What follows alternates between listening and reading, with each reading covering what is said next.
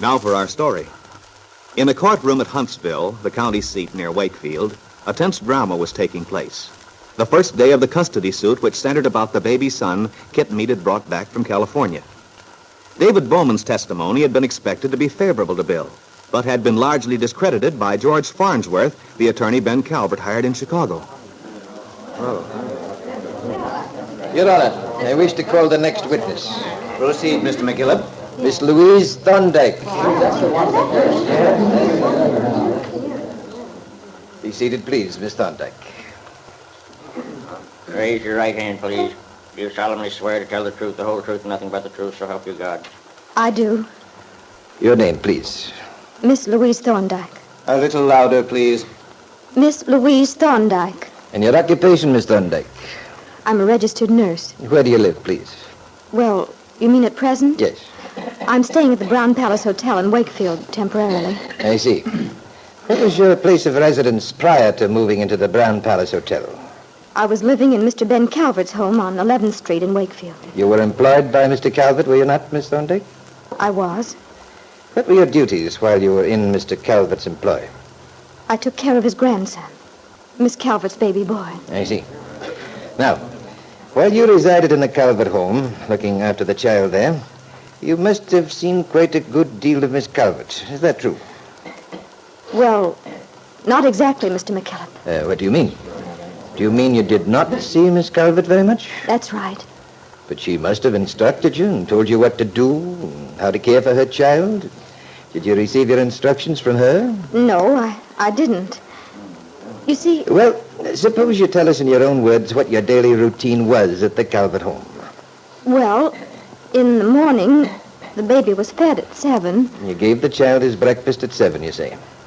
Was Miss Calvert often present during this morning feeding? Oh, no, sir, never. Miss Calvert was never present when her son had his morning feeding. And yet we're to believe that this young woman is a devoted mother and it... I object, Your Honor. Mr. McKillop's personal opinions have nothing whatever to do with a fair understanding of the case to be tried here today. Objection sustained. Mr. McKillop, you may proceed without registering your personal views, please. All right then, Miss Thorndyke. After the baby had been fed, what did you do next? Well, of course, he had to be bathed and dressed. Then he had his morning nap. After his noon meal, we usually went for a walk. Now, just a moment, Miss Thorndyke. Did Miss Calvert help you in any of the activities you've just enumerated? Never. Never? That's right. When I first went to work there, I was surprised. You see, I was accustomed to mothers who showed some interest in their children. And Miss Calvert never paid any attention. I object. Objection sustained. The witness will please limit her remarks to the questions asked. Oh, I'm sorry. Now, Miss Thorndyke, as I understand you to say, while you were caring for Miss Calvert's child, Miss Calvert took no part in caring for the child, was rarely present during the feeding, bathing, or exercising of the infant, and gave you no instructions as to his care. Is that correct? Yes, it is. In other words, the care of Miss Calvert's child was solely your responsibility. Yes. And if you had not been a competent person with the integrity of your profession, it might have been possible for you to neglect the child when no one would have been the wiser. Now, is that true? Well, yes. Your Honor, Yes, Mr. Farnsworth? it seems to me that my opponent, Mr. McKillop, is taking a very odd line in his questioning of the witness. I object strenuously to his method. After all, if a woman hires the best possible person available to take care of a child and checks that person's record carefully, she has a right to expect the person she's hired to do a good job. Mr. McKillop's prejudiced assumption is that a mother's failure to stand over a nurse and see that she's doing things properly constitutes neglect. Why, that's absurd and unfounded. Furthermore, this woman was paid to do certain work. What reason, then, would Miss Calvert have for doing it herself if she... Your Honor, the question before us is to decide whether or not the defendant is a loving mother, deserving of and fit to have custody of her son. I have demonstrated that she has shown not the slightest interest in her child. Whether she paid to have the work done or not, it is logical to assume that her failure to do so indicates a lack of the natural and maternal... I object. Assumption. Objection sustained. Miss McKillop, if you have further questions, you may proceed.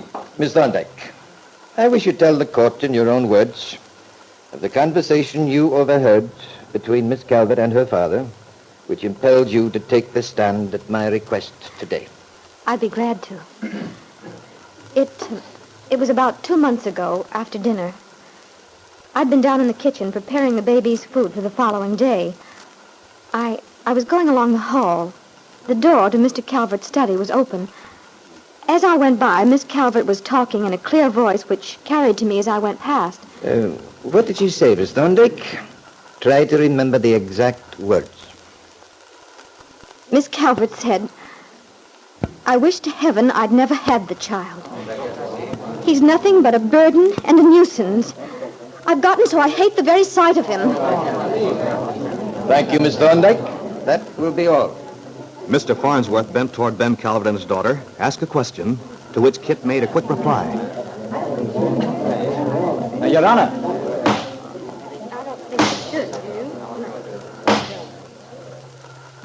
I have some questions I'd like to put to the witness, Your Honor. Proceed, Mr. Farnsworth. Thank you. Now, Miss Thorndyke, have you ever been married? Why, yes. I see, you've been married. Have you any children? No. Oh, that's too bad. But you do love children, don't you, Miss Thorndyke? Oh, yes, I love them very much. Yet you've never had any of your own. But surely you must have intended to at some time. Is that true? Yes, we always planned to. But you see, my husband was a Navy flyer in the war. He was... I understand. I'm very sorry. Now, Miss Thorndyke, did you enjoy your residence with the Calverts? I mean, while you've lived there and worked as nurse to Miss Calvert's son? No, I didn't. I see. Now, why was that, Miss Thorndyke? Was it because you and Miss Calvert had several disagreements from time to time? Well, yes, we did have. You see... Just answer yes or no, if you please. Tell me, were the disagreements you and Miss Calvert had in connection with the care of her child? Well, yes, they were. Miss Calvert wanted to do things one way, you wanted to do them another. Was that it? Well, but it wasn't quite like that. You just said the disagreements you had pertained to taking care of the child, didn't you? Yes. Yeah, I thought so. Then, in other words, your relationship with Miss Calvert was not a happy one from your standpoint. No, it wasn't. And yet you didn't resign until recently. That's rather strange, don't you think? Why didn't you resign, Miss Thorndyke? Because of the baby. I didn't want to leave him.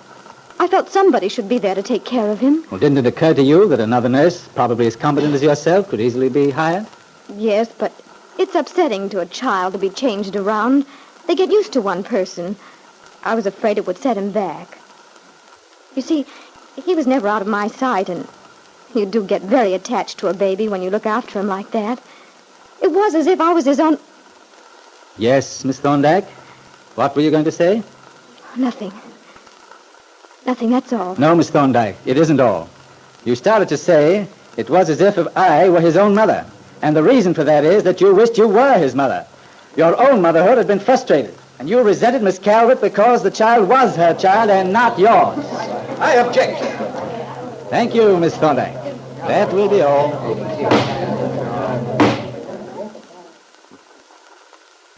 As Miss Thorndyke returned to her seat, looking drawn and disturbed, Aunt Mary and Lefty exchanged a worried look. Everything Angus McKillop had built up, Ben's lawyer had managed to discredit and destroy. Perhaps, after all, Angus would lose the case, and Ben Calvert's daughter would retain possession of the baby boy, toward whom Bill Meade felt so much paternal loyalty. But what none of them knew was the fact that the baby was neither Kitt's nor Bill's. Now for our story. Peggy Douglas had returned from Wakefield this afternoon after spending the day with her fiancé, Nicholas Dorn.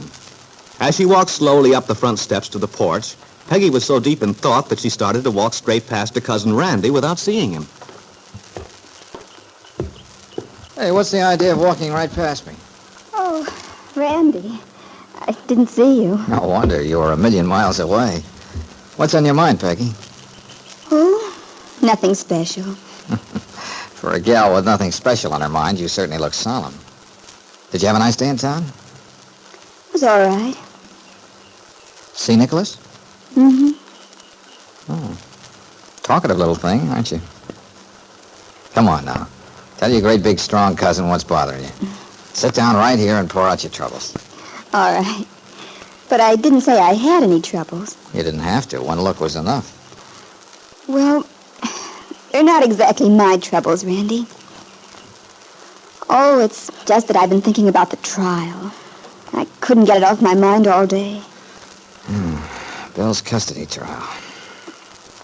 Yeah, I've been thinking about it, too. I wish Aunt Mary and Lefty would get home.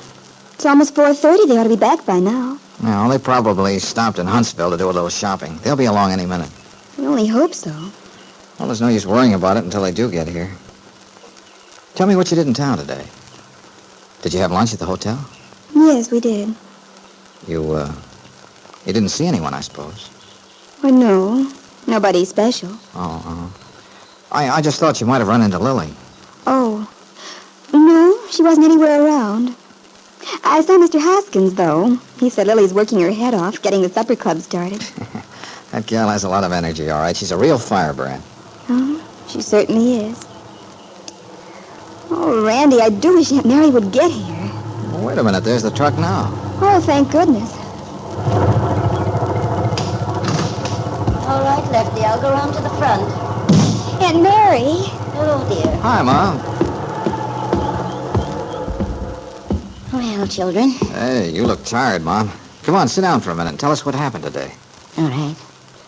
I ought to start supper, though. Oh, don't worry about that now, Aunt Mary, please. I'm so anxious to hear how things went. Yeah, Mom, we've been on tenterhooks, especially Peggy here. Well, I'm afraid I haven't very good news for you. Oh, Aunt Mary. You mean Bill lost? He didn't get custody of the baby? It's not quite that bad, dear. It isn't settled yet. This was just the first day. Oh. The judge declared a recess, you see. It was getting quite late, and all the witnesses hadn't been called. What witnesses testified so far, Mom? Angus called David Bowman first. David? But I don't see what he'd be able to do for Bill. Well, I believe Angus intended David more as a character witness for Bill. A man in David's position, being a banker and all, and with such a fine reputation, carries a lot of weight. And you see, David's testimony brought out the fact that Kitt had actually told him at one time that she didn't want the child. Wished she'd never had it. Oh, it sounds like her, all right. Well, you'd think that one statement in itself would be enough so that the judge would award the kid to Bill. I should think so. Imagine a woman, a mother, saying a thing like that. I don't wonder it shocks you, dear. It is hard to believe that any young woman could feel that way about her child. Well, I can't say it surprises me too much. All you need is one look at Kitt Calvert, and you can tell she's not the maternal type. Oh, but even so, Randy, her own child. Well, as to Kitt's not looking like a good mother, you can't always tell by appearances, Randy. If you'd seen her today, you might have felt differently. I confess I felt sorry for her. Honestly, Mom, sometimes I think you'd feel sorry for a rattlesnake if you ran into one. How did Kitt look, Aunt Mary? Very tired. And so pale. Well, probably wasn't wearing any makeup. Come to think of it, she wasn't. No makeup. Why, that's the oldest stall in the world, Mom. Even I know that. She was putting on an act, that's all. Oh, I'm not sure, Randy. I believe Kitt is very much concerned about the outcome of the case. But, Aunt Mary, if she really did say she wished she'd never had the child, and if Uncle David says Kitt told him that, we know it's true. Oh, yes, it's true, dear. But it depends on how you look at it. That's what this Mr. Farnsworth, their lawyer, brought out. He cross-examined David after Angus was through. Well, what did he prove? Well, he's a very smart man, but he strikes me as being, well, almost tricky. The way he phrased his questions, he managed to make it look as if it were all Bill's fault some way. Bill's fault? I don't see how he managed that. What he brought out was that when Kitt said this to David, it was shortly after she'd returned from California with the baby. Bill had refused to stay in Ben Calvert's house, you know. And I must say, the way he made it sound, you'd think Kitt had been very badly treated. Coming back with a new baby and finding her husband insisted on a divorce. But it wasn't like that at all. You know that, Aunt Mary. Yes, dear, yes. Of course I do. But the judge doesn't. And unless Angus can make him see the way things actually were, it looks pretty bad for Bill. Well, was David the only witness they called today? Oh, no. The second witness was Miss Thorndyke. Oh, she's the nurse, isn't she? She was. She resigned when she agreed to testify for Bill. Now she's living at the hotel. Oh, pretty smart. Ben Calvert would have fired her anyway as soon as he knew she was on the other side. Oh, yes, I'm sure he would have. Well, Angus questioned her, and she told about how little interest Kitt seemed to take in the baby, never did anything for him, and so on. And then she mentioned something she'd heard Kitt say once. It backed up what David had said, only it was stronger. Something about Kitt saying the baby was just a nuisance. My goodness, if that doesn't show Bill ought to have the child, I don't know what does. What does Judge Willoughby want, for heaven's sake? Well, the trouble is, there again, everything she said could be twisted to Kitt's advantage. Oh, I don't see how. When Mr. Farnsworth questioned Miss Thorndyke, he brought out the fact that she'd always wanted children herself. But you see, her husband was in the war. He never came back. Oh, poor thing. I didn't know that. No, neither did I. But, Mom, what has all that to do with Kitt?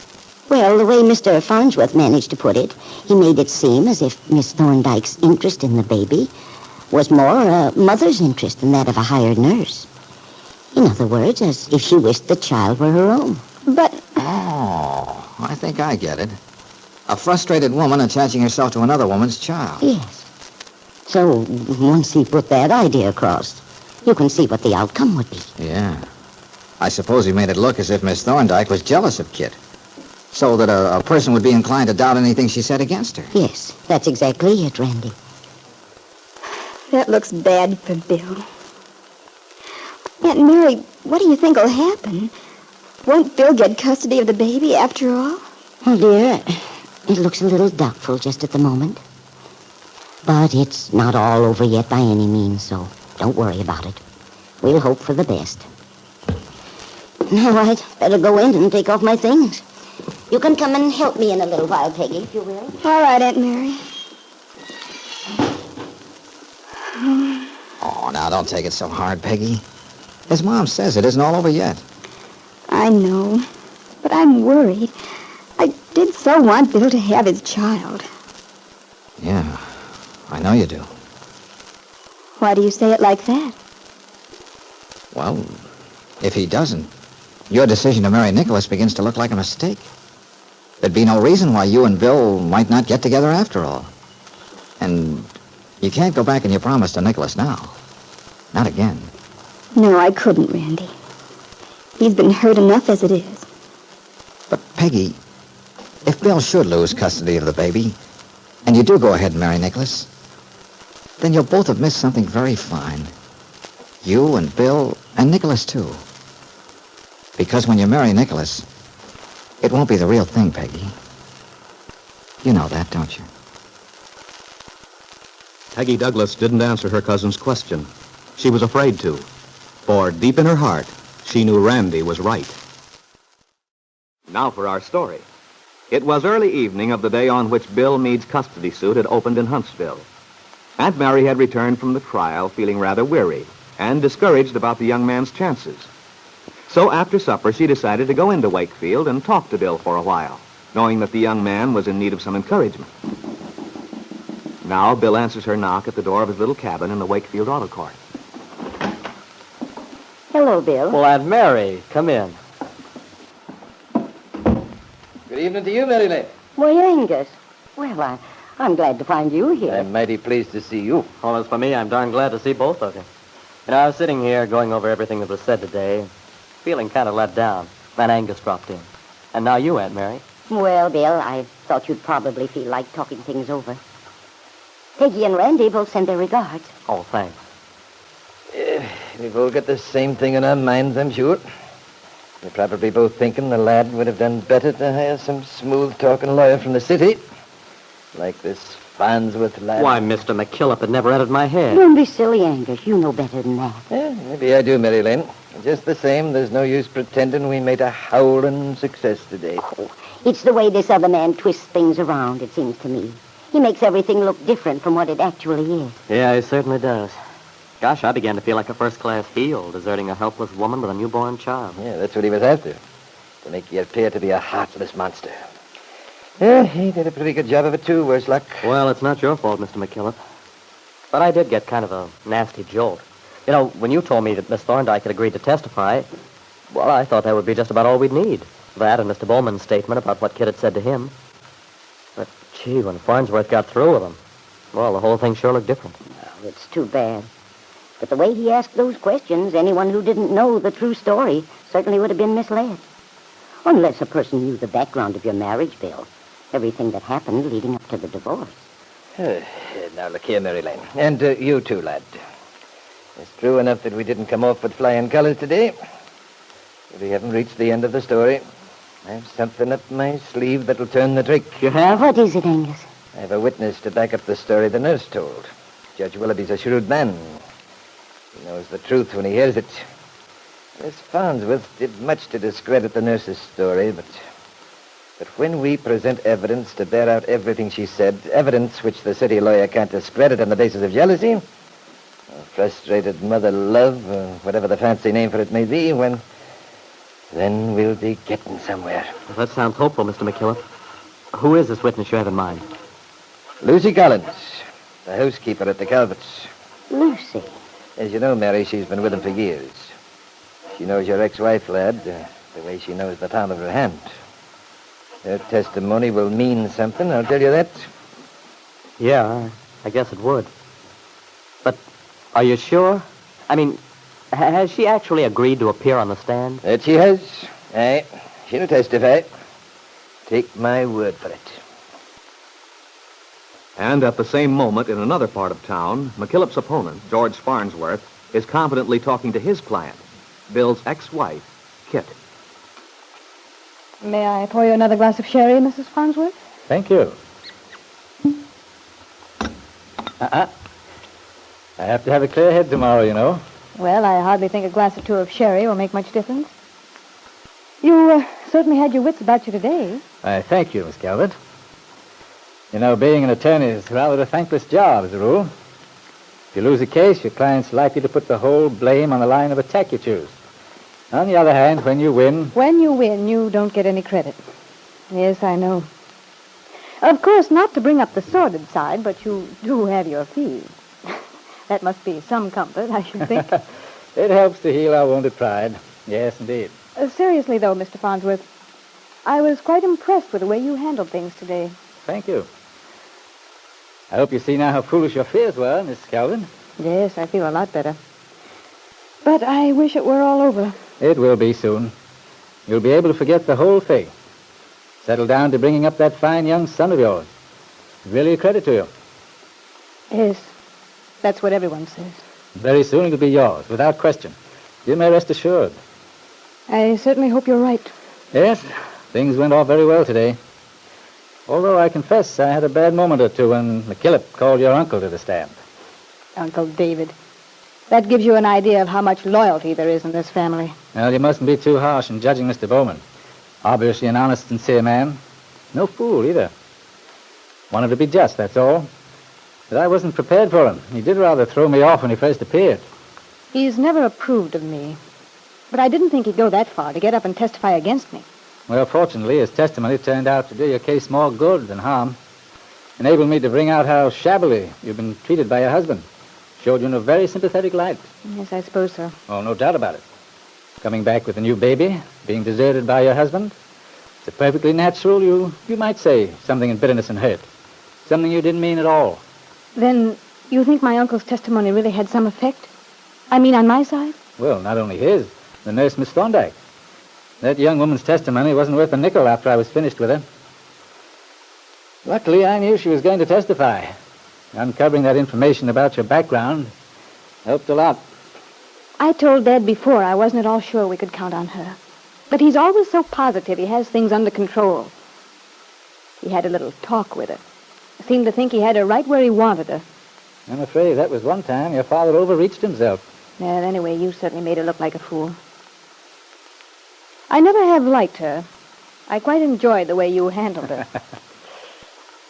Miss Calvert, in the future, if we should ever be in a similar situation... I certainly don't expect to be. Not if I can help it. Well, you never know. But in any event, if I were you, I'd be a bit more cautious. Cautious?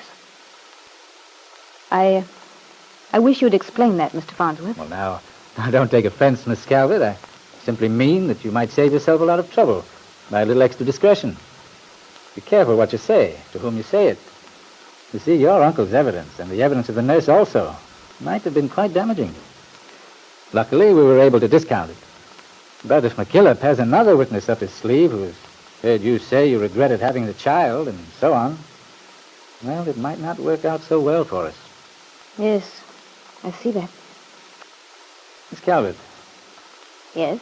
I'd like to say one thing more. It's in your own interest. If there's anything about this case you haven't told me, anything I should know... But, well, of course there isn't.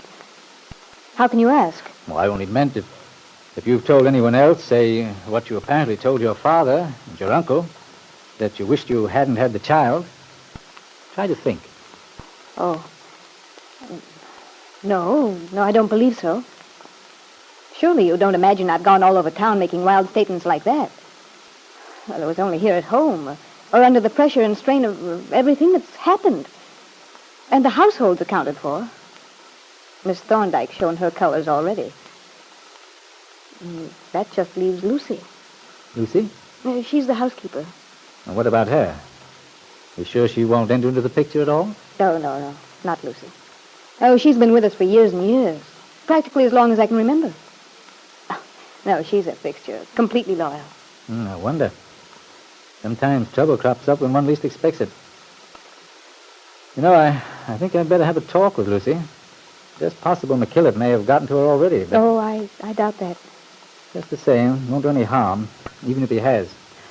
Now, on the other hand, if he does happen to have some idea of pulling rabbits out of his hat, we'll simply be there ahead of him. 2 lawyers and 1 witness, Lucy, the old housekeeper. Lucy has a sense of duty to her employer and a fear of losing her only means of supporting herself and her invalid sister. But she also has an instinctive distrust of Kitt, who never, through all her years in the household, has bothered to consider the old lady as a human being. Lucy finally has given her word to Bill's attorney, has agreed to testify for him. But if the smooth lawyer from the city were to talk to her, would Lucy's determination break down?